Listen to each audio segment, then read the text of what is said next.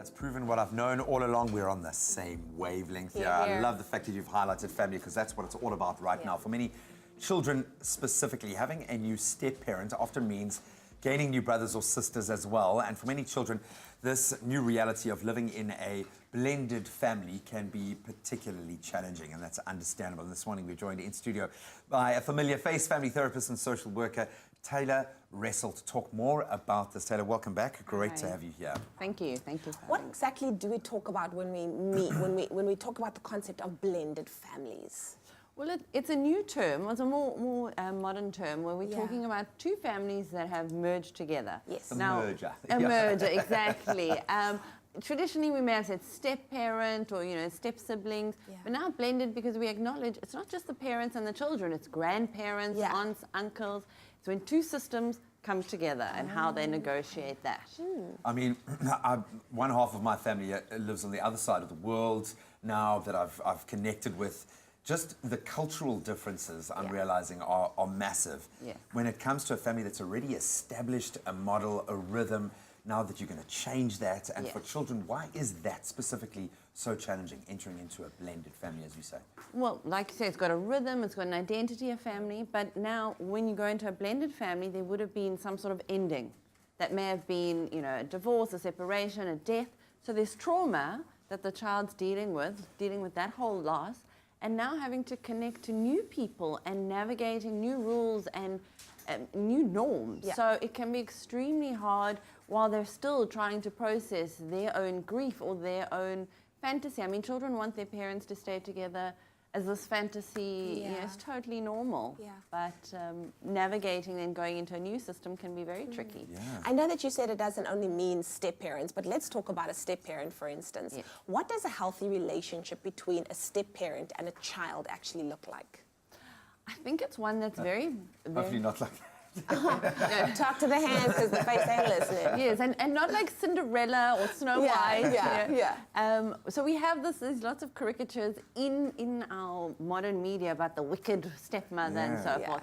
But what it looks like is something with a healthy boundary, with respect of this is my role. I'm not here to replace a parent. I'm here to assist and support. I'm here, a healthy relationship looks like one that's open and takes time. I mean, you don't expect, just because you love your new partner, you don't have to automatically love their children. And certainly it's not going to be reciprocated back to you as an automatic affection. So a good relationship takes time. It's got lots of communication.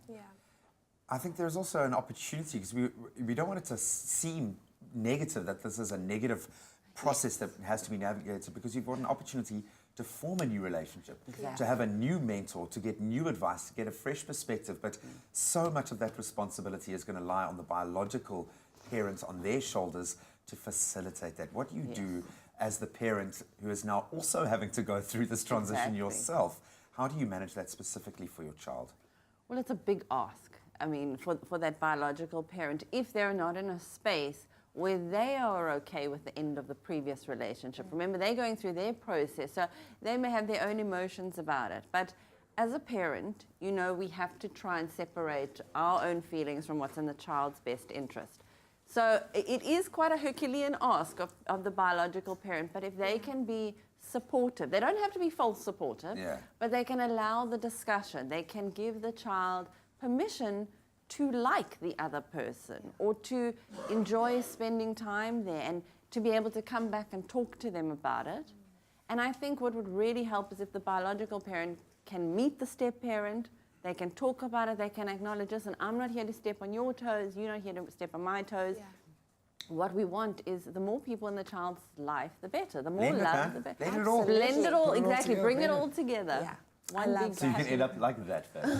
Just a blonde family and a brunette family. And there's some gingers as well at the bottom there. Well, thank you so much, Talya. We're actually going to be staying with Talya and catching up with her a little bit later on as we talk about fostering good relationships between the two different systems that come together in a blended family. It's my feel-good breakfast show. Well, we're back with our family therapist and social worker, Talya Ressel. And of course, earlier on, we spoke about blended families and how they can better foster relationships between one another in order to make things successful. Talya, so good to have you with us again. Thank you. Talya, I think since I've known you, I've been calling you Taylor. So I apologize for okay. that. But in the essence of blending, Yes. we move on from these sorts of, we find a resolution. Talya, I love the way that we first broached this, because it is a very difficult situation for any parent to enter into. If we are struggling to find the words to broach this conversation, as a therapist, how do you get a family that is actually going through this to start that conversation? What words do you use? What triggers do you look for? Speaks directly now to those parents that are entering into this new phase. Yeah.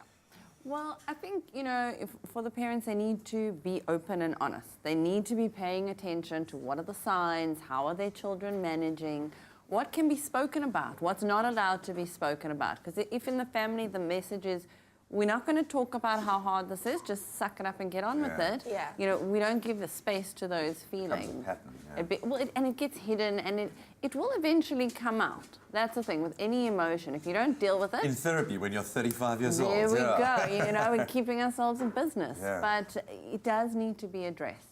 So I would encourage that for families. I'm sure it's not an easy task. You're coming from maybe different schools of thoughts, maybe Yeah. different ways of raising your children, Religion. and then you come into a situation where there is a biological parent and a step parent, and now you've got to come to a consensus as to how you're going to raise these children. How does one go about doing that?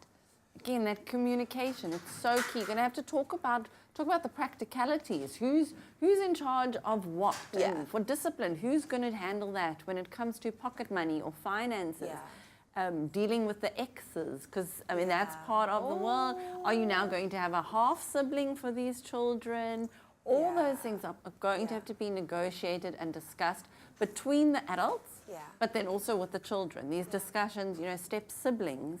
If we think about siblings themselves, how much rivalry there is, and fighting and jealousy, now we add the added layer where there is the dynamic of you're not my parent, and you did this, and now we have to share a room, and I don't like And you. I love that you said consensus. I think once the adults have consensus amongst themselves and there's no fighting, because the minute they're fighting amongst themselves, you've forgotten about the children, and they're lost in a situation where they're also confused. Exactly. And I suppose getting to a point, this is an opportunity for you as an adult, and we know these are all very grown-up emotions that the children are experiencing, but you as the adult have an opportunity to process and arrive at a better place. I think one of the tipping points is going to be how involved that step-parent is in the child's life, even down to like extracurricular activities, things like that, when the other biological parent is still in the fold. I'm thinking in my case, if there are two dads involved, I want to be the guy that is taking him to rugby match or her to netball or going to watch plays and recital. How do you navigate that? Is there a line, or again, is it just communication? I think communication obviously depends on age of the children and the family composition, and how involved each one wants to be.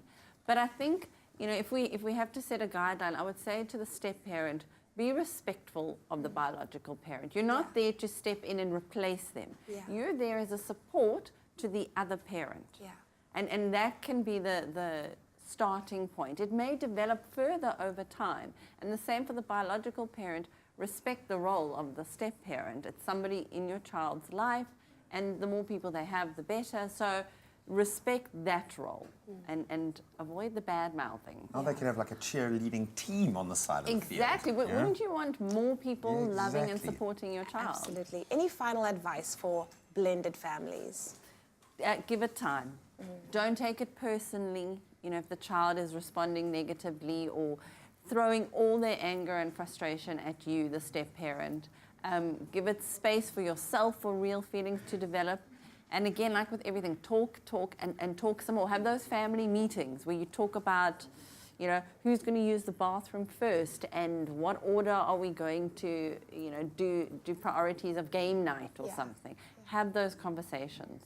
I love it. And I think just closing it off, of course, kids, you have a voice in this. I know a lot of young people are going through this right now, are watching this. But you also have a responsibility to look after yourself, in the sense that you just need to speak up, talk to your parents, speak to someone in the mix, because they will listen if you ask those questions. But Talya, thank you so much. Sure, That thank you. was enlightening. Thank you so much. Thank you.